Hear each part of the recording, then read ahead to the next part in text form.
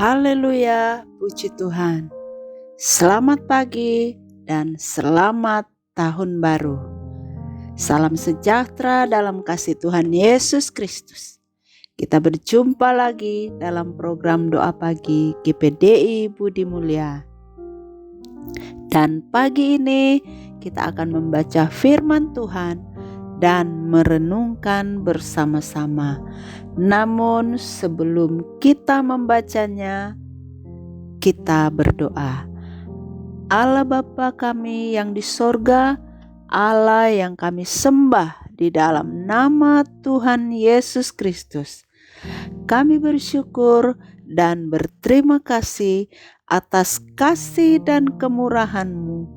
Kami dapat menikmati Engkau lewat persekutuan di pagi ini. Roh Kudus, tolong kami semua untuk selalu mengerti firman-Mu, sehingga firman-Mu akan selalu menuntun kami kepada seluruh kebenaran-Mu. Terima kasih Tuhan, kami sudah berdoa dan mengucap syukur dalam nama Tuhan Yesus Kristus. Haleluya. Amin. Puji Tuhan. Firman Tuhan pagi ini terdapat di dalam kitab Amsal 30 ayat 4 yang tertulis, siapakah yang naik ke sorga lalu turun?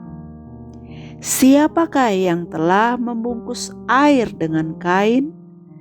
Siapakah yang telah menetapkan segala ujung bumi? Siapa namanya dan siapa nama anaknya? Engkau tentu tahu. Haleluya. Bapak, Ibu, Saudara yang dikasihi Tuhan, apa yang terlintas dalam pikiran kita ketika kita membaca ayat ini dan melalui pertanyaan-pertanyaan di dalam ayat ini, kita dapat melihat ada 4 pertanyaan yang tertulis di sana. Yang pertama, siapakah yang naik ke sorga lalu turun?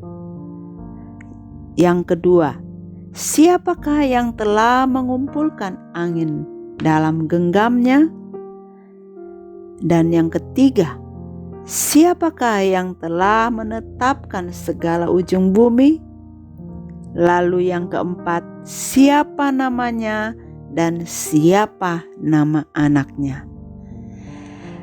Tentunya yang terlintas dalam pikiran kita yaitu tertuju kepada Allah yang satu-satunya pencipta langit dan bumi, yang menyatakan bahwa Allah itu ada, dan sehingga tidak diragukan lagi, sebab Dia yang menciptakan dunia ini dengan segala isinya, dan hanya Tuhan yang mempunyai kuasa baik di langit maupun di bumi. Bahkan Allah yang mempunyai otoritas penuh atas segala ciptaannya. Pada saat Allah mengutus Musa untuk membawa orang Israel keluar dari tanah Mesir, yang tercatat dalam kitab Keluaran 3, di mana Musa diutus Tuhan untuk membawa bangsa Israel keluar dari tanah Mesir, di mana ada percakapan antara Allah dan Musa. Dan pada ayat 13, Musa berkata, jika bangsa Israel bertanya, siapa Allah nenek moyangmu yang telah mengutus aku? Bagaimana tentang namanya? Lalu firman Allah kepada Musa. Keluaran 3 ayat 14. Aku adalah aku. Lagi firman-Nya, beginilah kau katakan kepada orang Israel itu, akulah aku, telah mengutus aku kepadamu. Jadi Allah membuktikan dirinya bahwa Dialah satu-satunya Maha Kuasa. Dialah penguasa sorga dan bumi dan berkuasa membebaskan bangsa Israel dari perbudakan. Kembali pada ayat pokok kita tadi. Siapa yang naik ke sorga lalu turun? Menurut keyakinan kita bahwa tidak ada seorang pun yang telah naik ke sorga selain daripada Dia yang telah turun dari sorga, yaitu Anak Manusia. Haleluya. Yohanes 3 ayat 13 berkata, tidak ada seorang pun yang telah naik ke sorga selain daripada Dia yang telah turun dari sorga, yaitu Anak Manusia. Puji Tuhan. Siapa Anak Manusia itu? Yaitu Yesus. 1 Petrus 3 ayat 22, yang duduk di sebelah kanan Allah setelah Ia naik ke sorga sesudah segala malaikat, kuasa dan kekuatan ditaklukkan kepadanya. Yang kedua, siapa yang telah mengumpulkan angin dalam genggamnya? Bapak, Ibu, Saudara, Allah yang kita percaya adalah Roh adanya. Dia adalah Roh dan kebenaran. Dan Allah yang kita sembah adalah Allah yang hidup. Sekalipun kita tidak dapat melihat Allah secara mata jasmani, tetapi dengan mata rohani kita dapat merasakan Dia ada di dalam kita. Oleh karena Dia telah menciptakan kita dan memberi nafasnya dan yang menghembuskannya bagi kita. Oleh sebab itu, kita harus menyembahnya di dalam roh dan kebenaran. Yohanes 4 ayat 24 berkata, Allah itu roh, dan barang siapa menyembah Dia harus menyembahnya dalam roh dan kebenaran.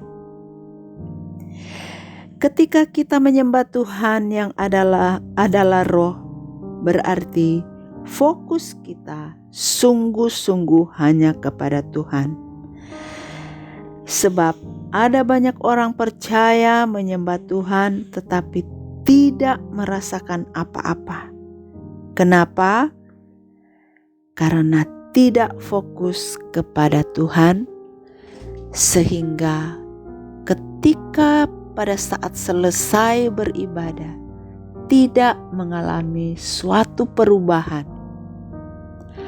Artinya karena tidak fokus kepada Tuhan. Saat menyembah Tuhan dengan benar, maka hidup kita menjadi berarti di hadapan Allah. Ketiga, siapa yang telah menetapkan segala ujung bumi? Ayub 28 ayat 24 berkata, karena Ia memandang sampai ke ujung-ujung bumi dan melihat segala sesuatu yang ada di kolong langit. Bapak, Ibu, Saudara yang dikasihi Tuhan Yesus, manusia tidak dapat mengukur berapa lebar dan luasnya bumi ini. Hanya Allah yang berkuasa, yang dalam keberadaannya, dan hanya Allah yang berkuasa menyelamatkan dunia ini. Sebagaimana Allah setia kepada bangsa Israel, maka kesetiaan Allah dibuktikan kepada kita juga dengan memberikan Yesus sebagai korban penebus dosa manusia. Mazmur 98 ayat 3 berkata, Ia mengingat kasih setia dan kesetiaannya terhadap kaum Israel. Segala ujung bumi telah melihat keselamatan yang daripada Allah kita. Puji Tuhan. Yang keempat, siapa namanya dan siapa nama anaknya? Allah mengutus anaknya yang tunggal, yaitu Yesus, untuk menyelamatkan manusia berdosa. Allah mengutus anaknya turun ke dunia ini karena Allah mengasihi kita dan juga mengasihi dunia ini.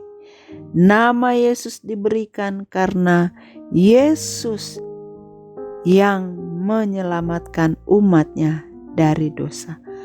Matius 1 ayat 21 berkata, Ia akan melahirkan anak laki-laki dan engkau akan menamakan dia Yesus, karena dialah yang akan menyelamatkan umatnya dari dosa mereka. Bapak, Ibu, Saudara yang dikasihi Tuhan Yesus, kita bersyukur karena oleh kasih Allah kita diselamatkan, dosa kita diampuni, dan Yesus menjadi perantara kita dengan Allah. Sebab karena dosa kita juga, Yesus menjadi korbannya, dan Yesus juga yang menjadi perantara kita dengan Allah. Di dalam Yesus kita dibenarkan oleh Allah. Kita diberi kebebasan datang kepada Allah setiap saat. Bapak, Ibu, Saudara yang dikasihi Tuhan, pergunakanlah waktu yang ada untuk selalu mencari perkenanan Tuhan dan tetaplah fokus kepada Tuhan. Puji Tuhan, haleluya. Tuhan Yesus memberkati kita semua. Mari kita berdoa. Allah Bapa yang di sorga, terima kasih atas kasih-Mu telah menyelamatkan kami. Terima kasih untuk kehadiran-Mu lewat firman yang sudah kami dengar bersama-sama. Dan kami meyakini bahwa saat kami membaca dan merenungkan firman-Mu, Engkau hadir di tengah-tengah kami. Dan oleh Roh Kudus-Mu saja yang akan memberikan kami pengertian lebih dalam lagi. Terima kasih Tuhan. Biarlah firman yang sudah kami dengar memberikan kami kekuatan baru. Dan berikan kami juga kemampuan untuk kami selalu datang kepada Engkau, menyembah Engkau. Dan berikan kami kemampuan untuk selalu dapat melakukan firman Tuhan di dalam setiap kehidupan kami.